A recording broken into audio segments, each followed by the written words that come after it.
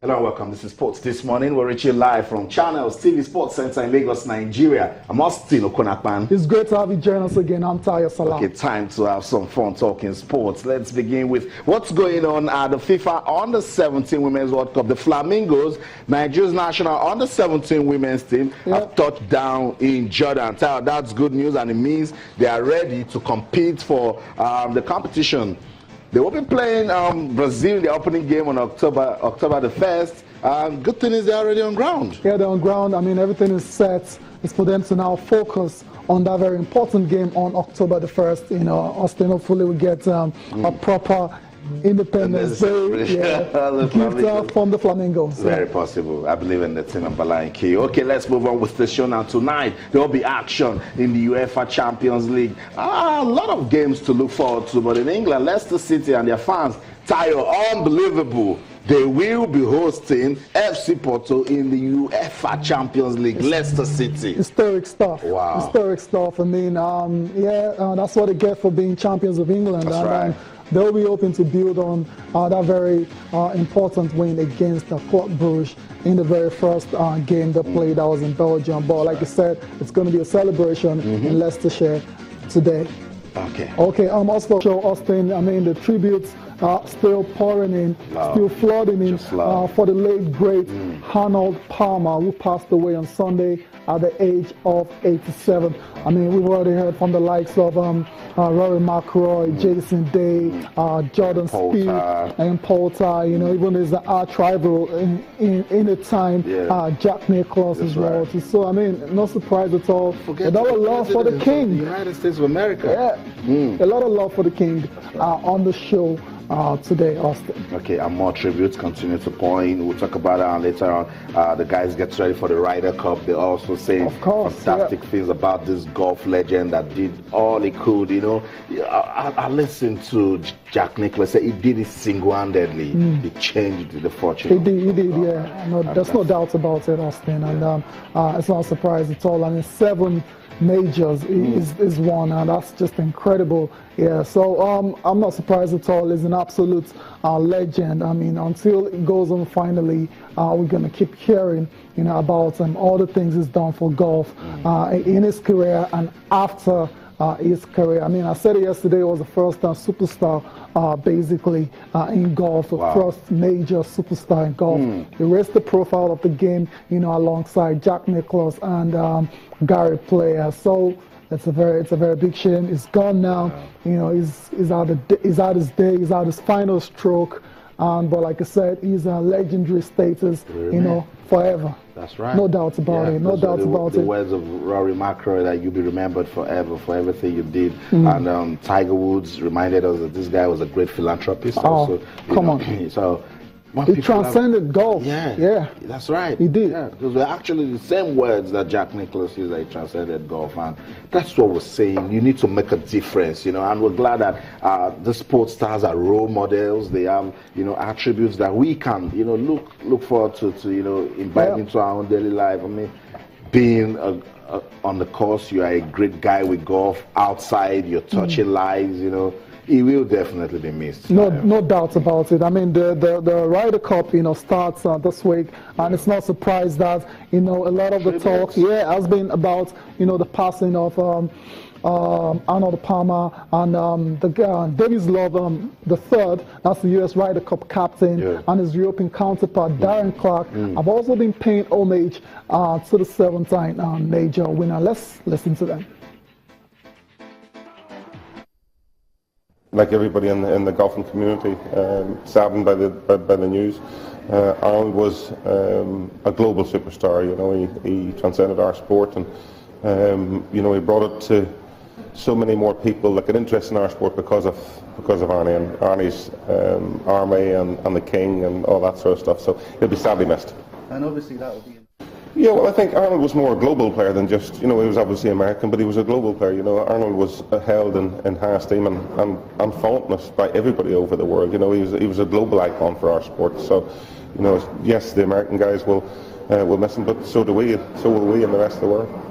He was meant so much to so many, and it was, you know, the occasions that you met him was just was special. I mean, my best memory of Arnie was I played a very early practice round at Augusta, and you know, I was playing the back nine first, and it was like 7:30, 8 o'clock in the morning, and I was on my own, and he came out in a buggy and just walked a few holes with me, and it's one of those memories that just lasts forever. You know, it was being in the presence of him and talking golf with him and talking everything with him was very special.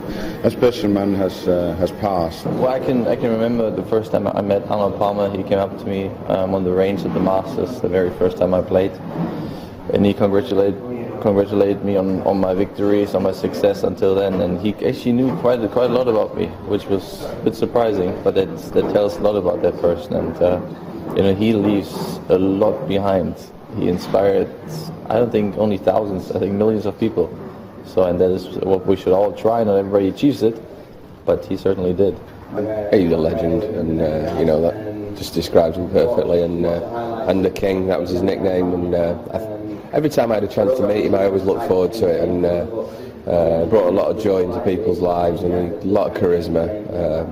Loved the way he played golf, so he'd be very sad when missed. He had a great career and completely changed the face of golf. He leaves an incredible legacy, a great legacy. I think he played the game with the tremendous spirit and attitude. In the end of the day, he really tried hard, he fought hard, he was really competitive, tough competitor, but he played it in the right spirit. His etiquette was superb. He always wanted to win by playing better than the next guy, not by the other guy playing badly. And you know, that would be a lovely spirit to have every day on the golf course, and it would be a great spirit to have this week in the Ryder Cup, where you're out there trying as hard as you can, doing everything you can to win, but you're trying to win in the right way by playing better than the next guy rather than the other guy playing badly. Okay, US Ryder Cup team also paying homage to the legend Arnold Palmer.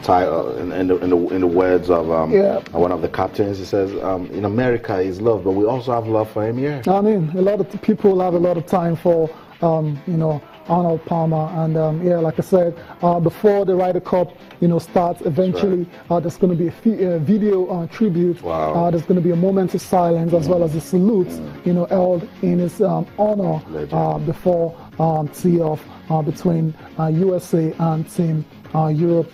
Well deserved, no doubts about it, Austin. We can only say he should rest in peace. He should rest in peace, Arnold Palmer, for all he did for golf. Yesterday we used the word celebrate. We're celebrating the life and times of Arnold Palmer, particularly when you've lived a good life and then your legacy, will live on forever. We'll stand the test of time. That's no right. doubts about that. Arnold Palmer, more tributes continue to pour in love for the King. That's what we've called it this morning on the show. So you can also pay some tributes to Arnold Palmer. I want to hear from golf fans in Nigeria and Africa. What do you remember when you think about Arnold Palmer, particularly all that he did for golf on and off the course? Let's get on with the show now, talk about football and football diversity. The FIFA Secretary General Fatma Samora, she says that the organization is committed to embracing diversity. This is the one that interests me, and fighting racism in the sport. She says that they're not looking back, that they are dedicated, that that's going to be their watchword, and I think it's about time we stamp out racism out of football. I mean, there's no doubts about it. FIFA, I mean, I think they have it in their doctrine, about, fighting racism, ensuring inclusion and ensuring diversity in football. So that's been, ongoing for a while now. So it's not a surprise for me. But obviously, there's still a lot of issues, with these things still keep coming up every day about racist behavior from some fans. And also, Austin is a very good one. Let's see how this one plays out eventually. We're going to get to hear from Fatma somebody eventually. And she's been having a lot to say about it. That's right. And foremost, my presence at the highest level of the FIFA administration is a strong signal of the world that FIFA is really embracing diversity. The fact that also we have been working very closely with football legends to really promote and be our advocate when it comes to diversity, integrity, but also fighting against racism, xenophobia, homophobia are another sign that we would like really this global game to be the number one example when it comes really to bridging gaps, creating synergies, and creating also a much closer relationship between the nations and people coming from different cultural, racial, ethnic, and religious background. And football definitely is a wonderful tool to give self-esteem to people, but also to communities that are marginalized. And this afternoon ceremony award for diversity will be really critical for FIFA and would be really a decisive step to tell the rest of the world that we are implementing the anti-discrimination task force recommendation, and we want to take it even further and maybe get more MAs, get more confederation, get more grassroots communities that are really active in football, but also on social corporate responsibility to join that campaign for a better diversity. Okay, so Samara was speaking at the Soccer Fan Convention in Manchester. Strong thing she's saying there that football can actually build one's self-esteem. Exactly. I mean, this whole talk is coming, on the back of FIFA, disbanding or dissolving the anti-racism task force. And that's got a lot of criticisms, from all angles. Like, why are you doing it? And so that's why, the General Secretary, she's had to come out, to actually restate FIFA's belief in ensuring diversity across board in football. So, Austin, I think we should, believe that they're really taking this very seriously, regardless of the dissolving of the anti-racism task force. Yeah, they need to actually let us understand why they dissolved the anti-racism task force. They say they fulfilled their mission. Their temporary mission that was given to them has been fulfilled, so that's why they're dissolving that. But it doesn't mean that's the end of it. It doesn't mean they won't be doing things in future to ensure to stamp out racism from the sports. So Austin, let's give them the benefit of the doubt. Okay, Samura also mentioned that FIFA will be working with ex-internationals from different parts of the world to ensure that they also propagate this message. So they're getting them involved. We could use Austin, JJ, or Culture Talk to the young guys. I like the word building self-esteem. Football can actually be used. We saw pictures of Luis Suarez and Patrice Evra. It wasn't it funny? When it came out, part of even one of the reasons why Suarez had to leave. But we know that this thing somehow they still exist, but we just hope that it just leaves. In the stands, I mean, the fans still go crazy. There was a time we heard what happened to the fan that went to watch the Chelsea versus PSG match. Got on the train and the abuse he received and all that. So it's still a lot of work that is needed to be done to stamp it out totally. I know. Was it just recently on trip banana to? Just a couple of Dani years ago. Alves, Yaya Touré's incident also. It doesn't speak good. Not in 2016. And I know, right now it's very. You go to the train station, fans are getting punches at each other and having a go. But FIFA, they have told us that they're committed to ensuring that football embraces diversity and they will fight racism out of the sports. Really heartwarming in this part of the world. We don't want it. We don't like it in any way. And then also, I like the part where she says football is a wonderful tool to give self-esteem. We mentioned that before. We'll go on a quick break now. When we come back, we'll move over to our new studio. Lumide Macaulay is standing by. Don't go anywhere. Stay.